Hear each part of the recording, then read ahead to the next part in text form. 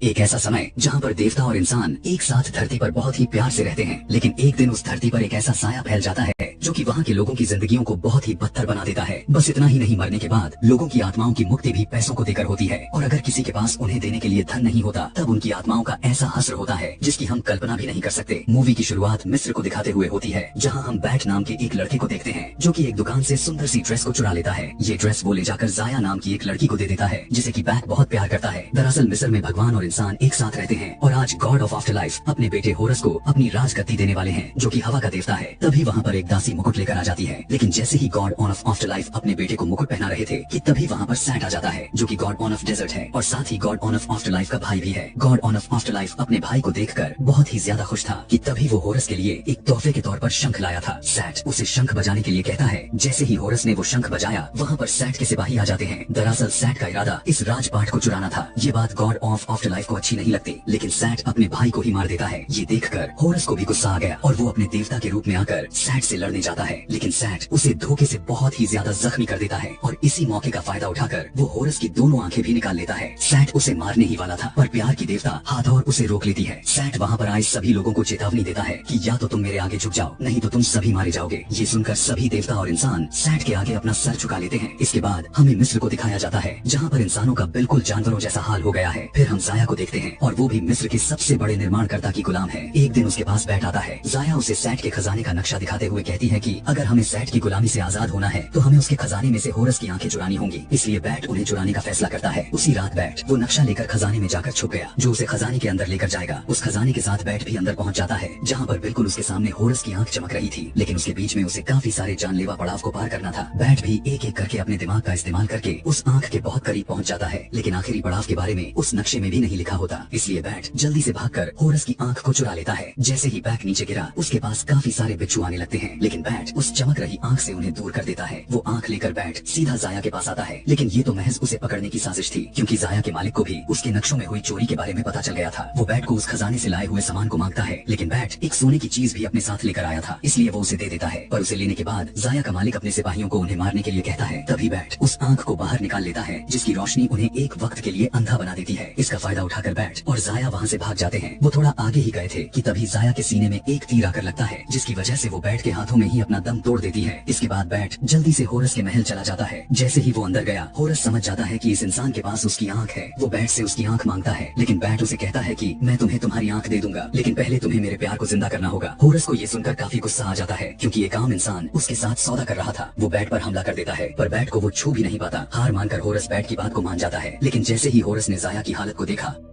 वो उसे जिंदा नहीं कर पाता। तभी वहाँ पर मौत का देवता आकर जाया के शरीर से उसकी आत्मा को निकाल लेता है। अब क्योंकि पुनर्जन्म के लिए जाया को उसे कुछ सोना देना होगा, लेकिन उसके पास देने के लिए कुछ भी नहीं होता, इसलिए वो मौत का देवता उसे अपनी दुनिया में ले जाता है। ये देखकर बैट गुस्सा हो जाता है और होरस को धमकी देते हुए कहता है कि मैं तुम्हें ये आंख नहीं दूंगा। पर तभी होरस भी उसे पकड़ लेता है, जिससे कि उसे वो आंख होरस को देनी ही पड़ती है। होरस बैट से दूसरी आंख की भी मांग करता है, जिस पर बैट कहता है कि तुम्हारी दूसरी आंख सैट के पिरामिड में है, जहाँ पर उस कुंड में सैट की सारी शक्तियाँ भी हैं, पर मैं तुम्हें तुम्हारी आंख तक लेकर जा सकता हूँ। तभी होरस भी उसे कहता है कि अगर मेरी आंख मुझे मिल गई तो मैं राजा बनने के बाद तुम्हारे प्यार को फिर से जिंदा कर दूंगा। उधर सैट को भी पता चल जाता है कि उसके खजाने से होरस की आंख चोरी हो गई है, इसलिए वो जल्दी से होरस के महल में चला गया, जहाँ पर उसे होरस तो नहीं बल्कि वहाँ पर छुपाई हुई जाया का शरीर मिल जाता है। फिर से हमें होरस को दिखाया जाता है, जो कि बैट को लेकर एक पहाड़ी पर अपने दादा, जो कि सूरज देवता हैं, उनसे मदद मांगने के लिए आ जाता है। होरस वहाँ पर बने बहुत ही बड़े रिंग में बैठकर सूरज देवता से उसकी मदद की गुहार लगाता है, और तभी उसके पास उसकी शक्तियाँ आ जाती हैं। फिर होरस बैट को लेकर सूरज देवता के पास चला गया। दरअसल वो वहाँ पर एक तरह का पानी लेने के लिए गया था, जिससे कि वो सैट के पिरामिड वाला अग्निकुंड बुझा सके, जिसके साथ उसकी शक्तियाँ भी चली जाएंगी। तभी वहाँ पर अंधेरे का शैतान हमला करने के लिए आ जाता है, लेकिन सूरज देवता उसे अपनी शक्तियों से फिर से शांत कर देते हैं। उससे लड़ने के बाद सूरज देवता भी होरस को वो जादुई पानी लेने की इजाजत दे देता है। होरस और बैट वो जादुई पानी लेकर फिर से धरती पर आ गए, लेकिन जैसे ही वो धरती के पास पहुंचे, होरस की शक्तियाँ वापस चली जाती हैं, जिससे कि वो दोनों सीधा नीचे आकर गिरते हैं। होरस बैट को अपने लिए पानी लाने के लिए भेज देता है। तभी वहाँ पर सैट के सिपाहियों ने आकर बैट पर हमला कर दिया। सही मौका देखकर होरस भी वहाँ पर आ गया और उनसे लड़ने लगता है। होरस अपनी शक्तियों के बिना भी उनसे लड़कर सभी को हरा देता है। अब सिर्फ सैट का एक सिपाही ही बचा था, उसने बैट को ऊपर से गिरा दिया। ये देखकर होरस जल्दी से उस सिपाही को मारकर नीचे देखता है, तो वहाँ पर बैट पास वाली ही एक चट्टान पर गिरा हुआ था कि तभी पीछे से वाली सिपाही आकर होरस को एक पत्थर मारकर नीचे गिरा देता है। उसे बचाने के लिए बैट भी नीचे कूद गया। वो दोनों एक साथ नीचे गिरने ही वाले थे कि तभी होरस को होश आ जाता है और वो अपना हथियार खोलकर उन दोनों चट्टानों के बीच में लगाकर खुद को गिरने से रोक लेता है। पानी से बाहर आने के बाद होरस बैट को जल्दी से वहाँ से ले जाता है, क्योंकि उसे पता था कि सैट उस पर फिर से जरूर हमला करेगा। दूसरी तरफ वो घायल हुआ सिपाही सैट के पास चला गया। वो सैट को बताता कि उस इंसान ने होरस के साथ उसकी आंख के बदले उसकी प्रेमिका को जिंदा करने का सौदा किया है, लेकिन तभी सैट उसे मार देता है क्योंकि वो होरस की आंख नहीं ला पाया था। तभी सैट उन्हें मरवाने के लिए 2 और औरतों को भेज देता है। जैसे ही प्यार की देवी को होरस के जिंदा होने के बारे में पता चलता है, वो अपने जादू से उसे देख रही थी कि तभी पीछे से सैट भी उसे ऐसा करते हुए देख लेता है। वो उसे मारने ही वाला था कि तभी प्यार की देवी अपना एक कड़ा अपने हाथ से निकाल लेती है। उसके कड़े के निकालते ही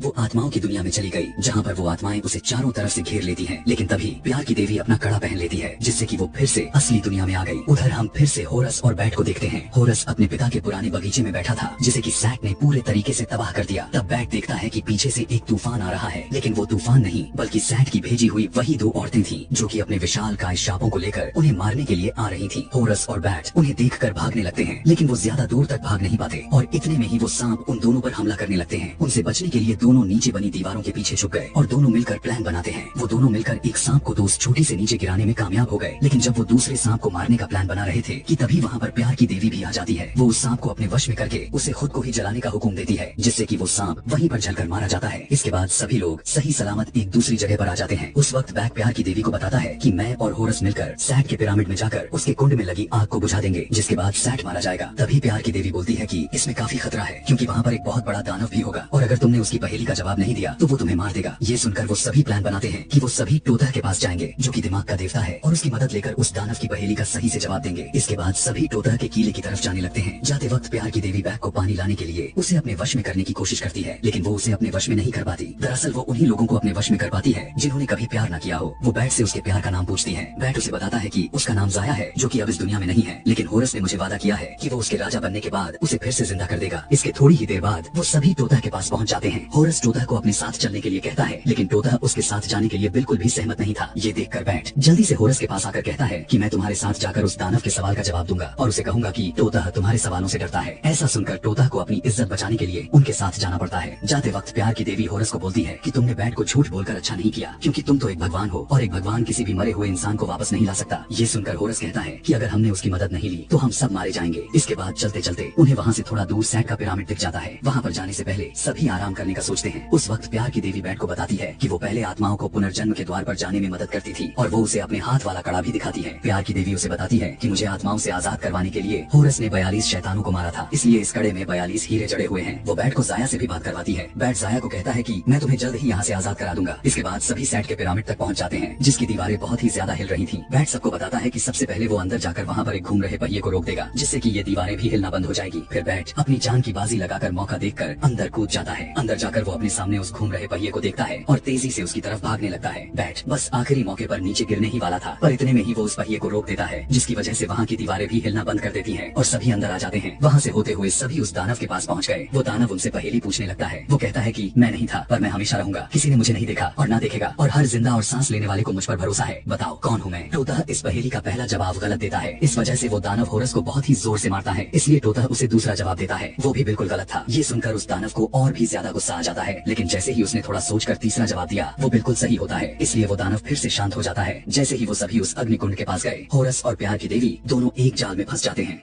इतने में ही पीछे से सैट आकर टोता का दिमाग निकाल लेता है, पर तभी बैट उस जादुई पानी को उठाकर चुपके से उस कुंड में डालने ही वाला था कि तभी सैट उसे रोक लेता है। सैट उसे बताता है कि होरस ने सिर्फ तुम्हारा फायदा उठाया है, और वो बैट को बातों में लगाकर उससे वो पानी ले लेता है। फिर वो उस सारे पानी को जमीन पर गिराकर बर्बाद कर देता है और वहाँ से चला जाता है। उसके जाते ही वो पिरामिड नीचे गिरने लगा। तभी होरस भी अपनी पूरी ताकत लगाकर उस पिंजरे से बाहर आ गए और सभी उस पिरामिड के गिरने से पहले वहाँ से बाहर निकल जाते हैं। बैट होरस को कहता है कि मैंने तो तुम पर विश्वास किया था, लेकिन तुमने मुझसे अभी तक झूठ बोलते हुए आ रहे थे। उसी वक्त प्यार की देवी आत्माओं के देवता को वहाँ पर बुला लेती है, क्योंकि उसने फैसला कर लिया था कि वो अपने कड़े की कीमत से बैठ के प्यार को बचाएगी। लेकिन होरस उसे ऐसा करने से मना करता है, पर तभी प्यार की देवी अपना कड़ा जैसे ही अपने हाथ से निकालती है, वो सारी आत्माएं उसे वहाँ से ले गई। बैट भी वो कड़ा लेकर उस आत्माओं के देवता के साथ चला जाता है। उधर हम जाया को देखते हैं, जिसकी अभी बारी आने ही वाली थी कि तभी वहाँ पर बैट भी उसे बचाने के लिए आ जाता है। दूसरी तरफ सैट भी अपने अंदर टोता का दिमाग और होरस के पिता का दिल लगवा लेता है, और होरस की आंख भी उसी के पास थी। इससे अब वो और भी ज्यादा शक्तिशाली हो गया था। इसके बाद वो सीधा अपने पिता सूरज के देवता के पास चला जाता है। आज सैट का गुस्सा गुस्सा फूट ही जाता है। वो अपने पिता को कहता है कि आपने हमेशा हम दोनों में भेदभाव किया है, क्योंकि मेरे भाई को तो अपने मिस्र दे दिया और मुझे उस गंदे तपते रेगिस्तान में छोड़ दिया। जिस पर उसके पिता कहते हैं कि मैंने ऐसा इसलिए किया क्योंकि तुम अपना इम्तिहान को पूरा नहीं कर पाए थे, लेकिन तुम्हारे भाई ने उसे पूरा कर लिया था। इसके बाद सैट को और भी ज्यादा गुस्सा आ जाता है और दोनों एक साथ भीड़ जाते हैं। लेकिन जैसे ही सूरज का देवता सैट के पास गया, वो उसे अपनी तलवार से मार देता है और खुद वो त्रिशूल ले लेता है, यानी कि अब उस अंधेरे के शैतान को रोकने वाला कोई भी नहीं था। उधर बैट जाया को उस कड़े को उन्हें अपने बदले में देने के लिए कहता है कि तभी वहाँ पर वही अंधेरे का शैतान आ जाता है। आत्माओं का देवता जल्दी से जाकर उसे रोकने की कोशिश करता है। वो बैट को जल्दी से होरस के पास जाकर उसे ये सब कुछ बताने के लिए कहता है, क्योंकि वो ज्यादा देर तक इसे ऐसे रोक नहीं सकता था। बैट भी जल्दी से असली दुनिया में जाकर इन सब के बारे में होरस को बता देता है। वो दोनों वहाँ से सीधा उड़कर मिस्र में आ जाते हैं, जहाँ पर अंधेरे का शैतान वहाँ का सारा पानी पी रहा था, और अगर उसने ऐसा कर दिया तो कोई भी इंसान जिंदा नहीं बचेगा। इसके बाद दोनों उस निर्माणकर्ता के साथ मिलकर उसकी बनाई हुई सबसे बड़ी इमारत के ऊपर जाने लगते हैं, क्योंकि उसी के ऊपर सैट था। आधे रास्ते पर आते ही होरस उस लिफ्ट से उतर जाता है, क्योंकि वो सैट पर बाहर से जाकर हमला करना चाहता था। अब अंदर बैट को अकेला देखकर वो निर्माणकर्ता बैट से कहता है कि तुमने गलत भगवान को चुन लिया है, और वो उसके ऊपर हमला करने लगा। लेकिन बैट अपनी चालाकी से उसे नीचे गिरा देता है। उधर होरस भी उस इमारत के बिल्कुल ऊपर पहुंच गया था। वो सैट पर चुपके से जाकर वार करने ही वाला था कि तभी सैट भी उसे देख लेता है और वो दोनों फिर से एक दूसरे के साथ भिड़ जाते हैं। इस लड़ाई के अंदर सैट होरस पर भारी पड़ रहा था, क्योंकि होरस के पास उसकी शक्तियां नहीं थी। सैट उसके हथियार को भी बीच में से तोड़ देता है और उसे नीचे गिरा देता है। वो होरस को अपने पिता के हथियार से मारने ही वाला था कि तभी वहाँ पर बैट आकर उसे बचा लेता है। बैट को देखकर सैट को और भी ज्यादा गुस्सा आ जाता है और वो उसे भी मारने लगता है। इसी बीच बैट उसके सूट से होरस की आंख को निकाल लेता है। सैट भी बैट को दूर फेंकता है, लेकिन उस इमारत से गिरने से पहले बैट उस आंख को होरस की तरफ फेंक देता है, लेकिन वो उस तक नहीं पहुंच पाती। इस वक्त होरस के पास दो रास्ते थे, या तो वो बैट को बचाए या फिर अपनी आंख को लेकर सैट से बदला ले। लेकिन होरस बैट को बचाने के लिए नीचे कूद जाता है। इसी के साथ उसकी शक्तियां भी वापस आ जाती हैं। दरअसल ऐसा इसलिए हुआ था क्योंकि उसने अब एक सच्चे राजा की तरह सोचा था, और इसी बात के बारे में उसके पिता भी उसे समझा रहे थे। लेकिन आज होरस को इसकी समझ आई थी। अब होरस बैट को एक सेफ जगह पर ले आता है। बैट का भी इस लड़ाई में चोट लगने के कारण काफी खून बह रहा था। उसे वहाँ पर छोड़कर होरस सैट के पास जाकर फिर से उसके साथ लड़ने लगा।